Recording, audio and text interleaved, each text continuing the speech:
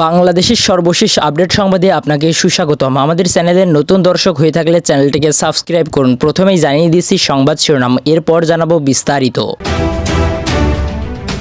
সর্বপ্রথম জানাবো বাড়ি বাড়ি যাওয়ার প্রয়োজন দেখছে না বিএনপি। এরপর আপনাদের জানাবো সংস্কার ও নির্বাচনের প্রক্রিয়া নিয়ে চলতি মাসে ঘোষণার ইঙ্গিত ডাক্তার ইউনূসের। সর্বশেষ আপনাদের জানাবো বিএনপিতে জোরালো হচ্ছে ভারত বিরোধী অবস্থান। সুপ্রিয় দর্শক, এতক্ষণ শুনছিলেন সংবাদ শিরোনাম, এবার বিস্তারিত।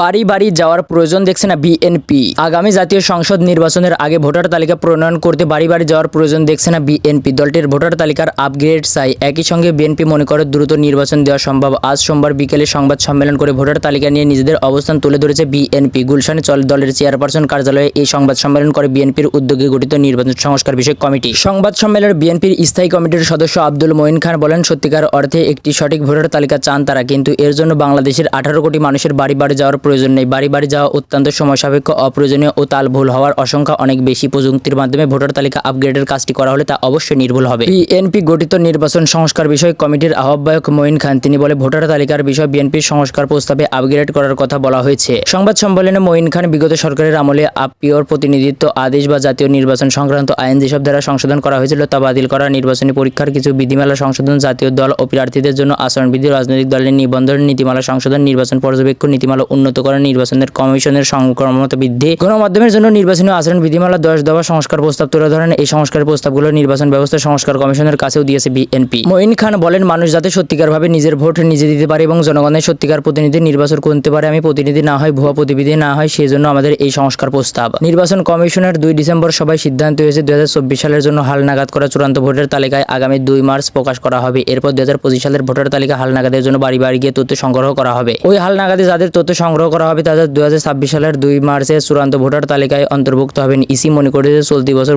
সংখ্যক মানুষের ভোটার হিসেবে নিবন্ধিত হয়নি, যে কারণে আগামী বছরের হালনাগাদ কার্যক্রমে বাড়ি বাড়ি গিয়ে তথ্য সংগ্রহ করা হবে। ভোটার তালিকা আইন অনুযায়ী প্রতি বছর 2 জানুয়ারি থেকে 2 মার্চ পর্যন্ত সময়ের মধ্যে ভোটার তালিকা হালনাগাদ করা হয়। প্রতি বছর 2 জানুয়ারি তার আগের বছরের নিয়ে তথ্য নিয়ে হালনাগাদ ভোটার তালিকায় খসড়া প্রকাশ করে ইসি। তালিকা নিয়ে দাবি আপত্তি নির্শেষে মার্চ প্রকাশ করা হয় 2 চূড়ান্ত আগামী তালিকা। আগামী 2 মার্চ চলতি বছরের তথ্য নিয়ে হালনাগাদ চূড়ান্ত তালিকা প্রকাশ করা হবে। আইনে হালনাগাদের বাইরে ইসিকে যে কোনো সময় ভোটার তালিকা সংশোধনের ক্ষমতাও দেওয়া আছে। কোনো নির্বাচনের তফসিল ঘোষণার দিন থেকে নির্বাচন অনুষ্ঠানের সময় পর্ব ছাড়া অন্য যে কোনো সময় নির্ধারিত পদ্ধতিতে প্রয়োজন অনুসারে ভোটার তালিকা সংশোধন করতে পারে ইসি। এতে ভোটার হওয়ার যোগ্য কিন্তু বাদ পড়েছেন এমন নাগরিকদের তালিকায় অন্তর্ভুক্ত করা, মৃত বা ভোটার হওয়ার অযোগ্য ব্যক্তির নাম প্রকাশ থাকলে সেগুলো বাদ দেওয়া, ভোটার এলাকায় স্থানান্তর তালিকার যে কোনো ত্রুটি বিচ্যুতি থাকলে সেগুলো দূর করার ক্ষমতা দেওয়া আছে। দ্রুত নির্বাচন সম্ভব। সংবাদ সম্মেলনে বিএনপির পক্ষ থেকে বলা হয়েছে, প্রচলিত আইনগুলোর সংশোধন বেশি সময়ের প্রয়োজন হবে না। এ বিষয়ে বিএনপির স্থায়ী কমিটির সদস্য নজরুল ইসলাম খান বলেন, আমরা যেসব প্রস্তাব করেছি তাদের দ্রুত নির্বাচন অনুষ্ঠান সম্ভব। এখানে তেমন কোনো প্রস্তাব করা হয়নি যেটা নতুন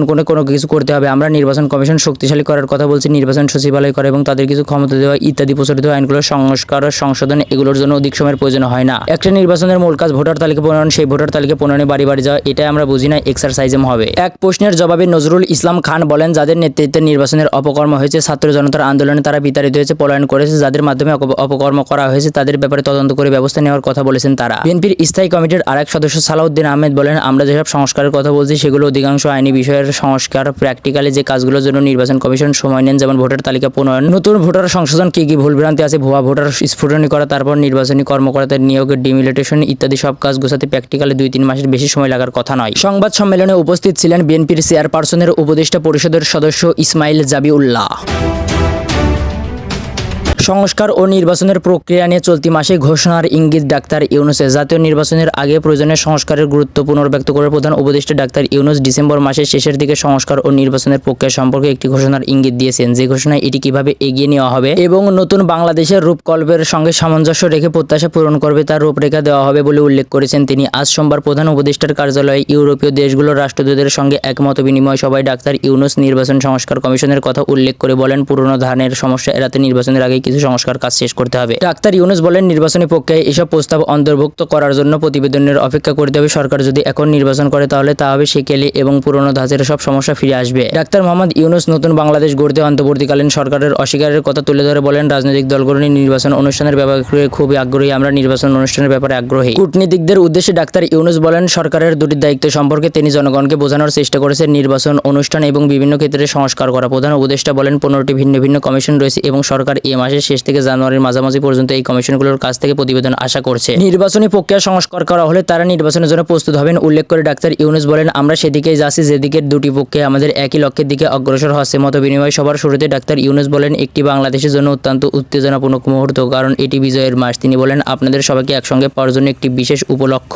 এটি বাংলাদেশের প্রতিটি রাজনৈতিক, অর্থনৈতিক ও নৈতিক সমর্থনের প্রতিফলন। উল্লেখ করে তিনি ডাক্তার ইউনূস বলেন, বাংলাদেশের বিরুদ্ধে কিছু অপপ্রচার ও ভুল তথ্য সত্ত্বেও বাংলাদেশের ঐক্যের একটি বীরতা বিদ্যমান। এই সময় পররাষ্ট্র উপদেষ্টা মোহাম্মদ তৌহিদ হোসেন উপস্থিত ছিলেন। বৈঠকে অংশগ্রহণকারী রাষ্ট্রদূতরা হলেন বাংলাদেশের নিযুক্ত ডেনমার্কের রাষ্ট্রদূত ক্রিস্টিয়ান বিং মোলার, বাংলাদেশে নিযুক্ত ফ্রান্সের রাষ্ট্রদূত ম্যারি মাসুফ দুপাই, বাংলাদেশে নিযুক্ত জার্মানির রাষ্ট্রদূত আসিস স্ট্রফার, বাংলাদেশে নিযুক্ত ইতালির রাষ্ট্রদূত আস্তেনি আসোসোদা, বাংলাদেশে নিযুক্ত স্পেনের রাষ্ট্রদূত গ্যাব্রিয়েল ইস্তিসো ওয়ালেক্সি সিনকারওয়া, বাংলাদেশে নিযুক্ত ইউআর ডেলিগেশনের প্রধান ও রাষ্ট্রদূতের মাইকেল মিলার, ঢাকার নেদারল্যান্ড দূতাবাসের সিওআইআই অ্যান্ড কামরস্ট্যান্স, নয়াদিল্লিতে ইউএ মিশনের প্রধান প্রতিনিধিরা হলেন বাংলাদেশে নিযুক্ত বেলজিয়ামের রাষ্ট্রদূত দিদিয়ার ভাইস্টাইস, বাংলাদেশে নিযুক্ত বুলগেরিয়ার রাষ্ট্রদূত নিকোলাই ইউবাকাস, নয়াদিল্লিতে রোমানিয়া দূতাবাসের দ্বিতীয় সচিব রকান্দ্রা সিউকালেনিয়া।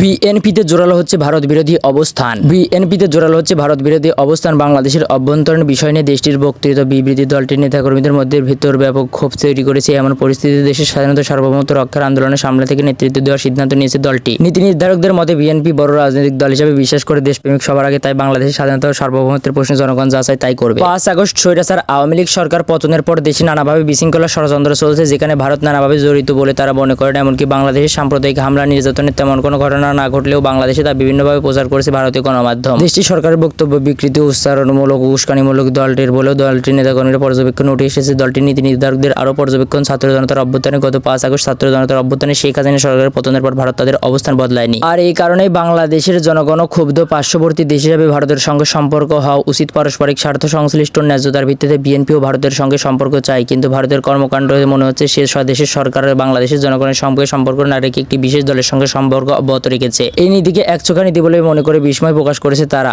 তাই দেশটির আগের নীতি পরিবর্তন করতে চায় তারা। বাংলাদেশ জনগণ কি চায় তার ভিত্তিতে ভারতের অবস্থান হওয়া উচিত বলে মনে করেছেন নেতারা। সম্প্রতি বিএনপির একাধিক গুরুত্বপূর্ণ বৈঠকে নেতাদের পর্যবেক্ষণ ও নীতি নির্ধারণী পর্যায়ে একাধিক নেতার সঙ্গে কথা বলে এসব তথ্য জানা গেছে। উল্লেখ্য, গত রোববার ভারতীয় দূতাবাস অভিমুখে পদযাত্রা করে স্মারকলিপি দিয়েছে বিএনপির 3 অঙ্গ ও সহযোগী সংগঠন। সেখানে মানুষের ঢল নামে। এছাড়াও আগামীকাল বুধবার ভারতের আগারতলা অভিমুখে লং মার্চ করবে বিএনপির 3 অঙ্গ সংগঠন, জাতীয় যুবদল, ছাত্রদল ও স্বেচ্ছাসেবক দল। লং মার্চকে কেন্দ্র করে ব্যাপক প্রস্তুতি নিয়েছে 3টি সংগঠন। প্রাথমিকভাবে দলটির এই 3টি সংগঠন ভারত বিরোধী কর্মসূচি দিয়েছে। এ ধরনের কর্মসূচি সামনে আরও আসবে বলে জানা গেছে। আজ তারা নেপালের সঙ্গে বন্ধুত্ব হারিয়েছে, মালদ্বীপের সঙ্গেও হারিয়েছে, এমনকি ভুটানের সঙ্গে বন্ধুত্ব হারিয়েছে, পাকিস্তানের সঙ্গে সম্পর্ক অনেক আগে থেকে হারিয়েছে। এখন বাংলাদেশের সঙ্গে তাদের ভাবতে হবে দক্ষিণ এশিয়ার ভিতর সবগুলো দেশের সঙ্গে সম্পর্ক হারিয়ে তারা কিভাবে চলবে। কোনো দেশই ভারতের সঙ্গে আপোষ করছে না। ভারতের অবস্থা বাঘ ও শিয়ালের গল্পের মতো হয়ে গেছে। সুপ্রিয় দর্শক, এই ছিল এখনকার সর্বশেষ বাংলা আপডেট সংবাদ। পরবর্তী বাংলা আপডেট সংবাদ পেতে চ্যানেলটিকে সাবস্ক্রাইব করে বেল আইকনটিকে বাজিয়ে রাখুন। আপনার মূল্যবান মন্তব্য জানিয়ে দিন আমাদের কমেন্ট সেকশনে, আর ভিডিওটি শেয়ার করে অন্যকে দেখার সুযোগ করে দিন।